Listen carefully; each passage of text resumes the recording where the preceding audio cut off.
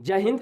आज हम जानेंगे जो देश में नया कानून लागू हुआ है उसके बारे में जानेंगे कि जो देश में कानून चल रहे हैं कानून की व्यवस्था किस प्रकार से है उसके बारे में भी चर्चा करेंगे। और समय के साथ हर चीज में बदलाव होता है तो उसी प्रकार कानून में भी बदलाव होने चाहिए और उन पर जल्द से जल्द कड़ी से कड़ी एक्शन लेने की भी जरूरत होती है। इसी से हमारा देश जो है एक सही दिशा में जा सकता है। देखिए, आप लोगों ने सुना होगा कि पुराने समय में जो घर हुआ करते थे वो एक ही घर में लगभग 8-10 लोग साथ में रहा करते थे। ये एक कारण है। उस घर में जो मुखिया होता है वो काफी मजबूत होता है और मुखिया उन 8-10 को बांधे रखा होता है, क्योंकि वो मुखिया के जो नियम होते हैं, कानून होते हैं, वो सख्त होते हैं, काफी मजबूत होते हैं। जो 8-10 लोग जो हैं उनको मना नहीं कर पाते और उनकी इज्जत या सम्मान जो भी आप कह लीजिए उसके लिए सब कुछ कर सकते हैं और वो घर टूटता नहीं बल्कि बच जाता है। और आज की डेट में जो घर होते हैं, मात्र 2 भाई, अगर मुखिया मजबूत नहीं है तो 2 भाई 2 मिनट में अलग हो जाते हैं। जो मुखिया है वो कमजोर हो जाता है। उसी प्रकार हमारे देश को अगर चलाना है तो देश में जो कानून व्यवस्था है वो काफी मजबूत होनी चाहिए, डिसिप्लिन होनी चाहिए, रूल्स बनने चाहिए अच्छे अच्छे, और तुरंत उस पर एक्शन लेने की जरूरत होती है। एक और उदाहरण दे देता हूं कि जो दुबई की पुलिस है, चूंकि मैं दुबई कभी गया नहीं, सुना ही हूं और कभी कभी न्यूज वगैरह में आप लोग भी देखते होंगे कि जो दुबई की पुलिस होती है वो काफी तगड़ी होती है, काफी एक्शन वाली पुलिस होती है। बताया जाता है कि अगर किसी दुर्घटनावश होती है या कोई ऐसा इलीगल काम हो जाता है तो सबसे पहले तुरंत पुलिस वहां पहुंचती है, सबसे कम समय में, ठीक। फिर उस चीज को थाने ले जाया जाता है। अगर बाय द वे आप किसी कार से किसी का एक्सीडेंट होता है तो कार जो होती है वो थाने जाती है। थाने में क्या होता है कि इतने प्रोसेस होते हैं, इतने कानून होते हैं कि जो कार का मालिक होता है उस कार को छोड़ाने से अच्छा वो नई कार लेने की सोच लेता है, ठीक है। इससे क्या होता है कि जो क्राइम रेट है वो कम होता है। दूसरी चीज, वहां की जो जनता है उसमें डर हो जाती है कि जो मेरी कार है वो पुलिस के पास चली जाएगी तो फिर मैं कैसे क्या हो जाएगा, तो इसके प्रति वो डर की वजह से वो दूसरी बार जो है कानून उल्लंघन करने से कई बार सोचेंगे। समझ में?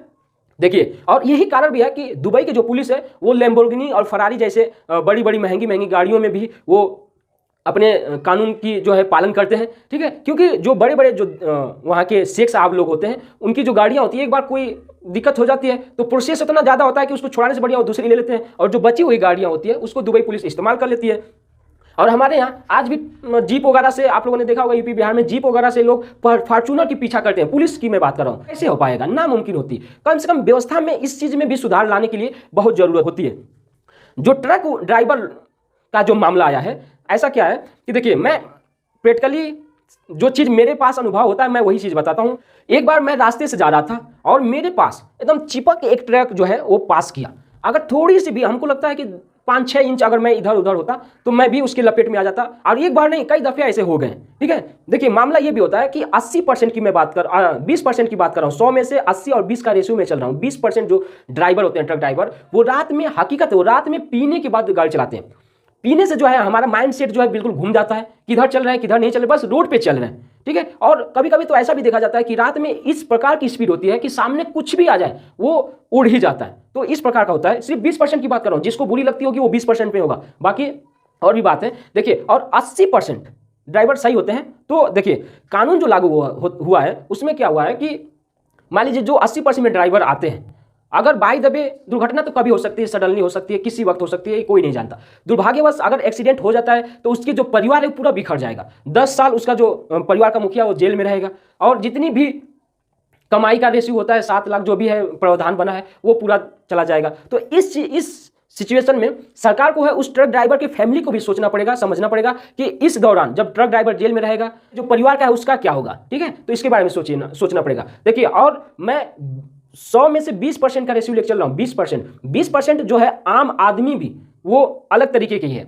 आप लोगों ने सुना भी होगा कि कई लोग कहते हैं जाओ ट्रेन से दब के मर जाओ, जाओ ट्रक के सामने आ जाओ। ऐसे कई घटनाएं जो सामने आती रहती हैं। तो एक ऐसा आ रहा था और सामने वो उसके ही कूद गया, ट्रक के सामने कूद गया। ऐसा इस सिचुएशन में उस ट्रक ड्राइवर की कोई गलती नहीं, गलती इसकी है, लेकिन लोगों ने पकड़ के उस ट्रक ड्राइवर को मारा, ठीक है। और मारा ही नहीं बल्कि पुलिस के हवाले भी कर दिया, पुलिस ने उसको सजा वगैरह दी, ठीक है। लेकिन ये सिस्टम था, और अगर आप कहने जाओ थाने में तो उल्टा आप फंस जाओगे। तो इस तरह से प्रोसेस होते हैं हमारे देश में, बहुत दिक्कत है। उसमें 20% लोगों को भी समझना चाहिए, ठीक है। देखिए, ट्रक ड्राइवरों के लिए कुछ बदलाव होना भी चाहिए। सीसीटीवी कैमरा वगैरह अगर फिट करवा सके सरकार तो करवा दे, जो विदाउट वायरलेस हो, जो उस सिस्टम उस ट्रक में ना हो, जो नेट से संबंधित, नेट से जुड़ा हो, ताकि ऑनलाइन कोई देख सके कि वो सच्ची घटना किस प्रकार से हुई। तो इस प्रकार से भी ट्रक ड्राइवर कुछ बच सकते हैं, जो उन पे जो चार्जेज वगैरह लगाए जाते हैं ज़्यादा 7 लाख जो भी है उसमें भी कुछ कम अगर हो सके तो हो जाए, क्योंकि उनसे भी आदमी पेट के लिए ही काम करता है। किसी को शौक नहीं है कि